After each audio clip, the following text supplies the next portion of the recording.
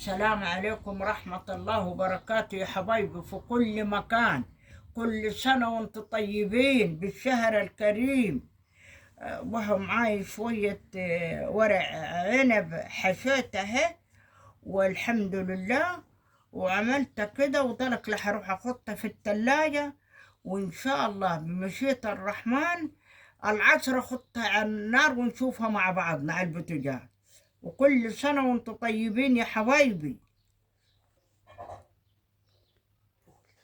يلا يا حبايبي.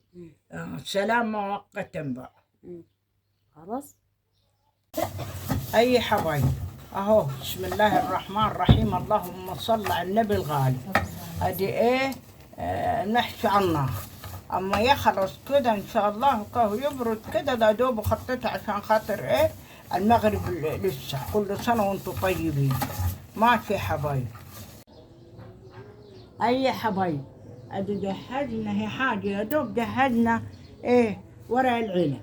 يا حبايبي بسم الله الرحمن الرحيم. اتفضلوا افطروا معنا. عاملينه بقى بالمعصورة وبالني وزي الفل اهو. بسم الله الرحمن الرحيم، اللهم صل على النبي الغالي. ادينا عمال نجهز لسه ما عملناش الملوخية ولا الرز. سلام عليكم ورحمة الله وبركاته في كل مكان. ان شاء الله في كل مكان. كل سنة يا حبايبي وانتم طيبين، وبارك الله فيكم جميعا ويصلح لنا أحوالنا جميعا، ومع ألف سلامة.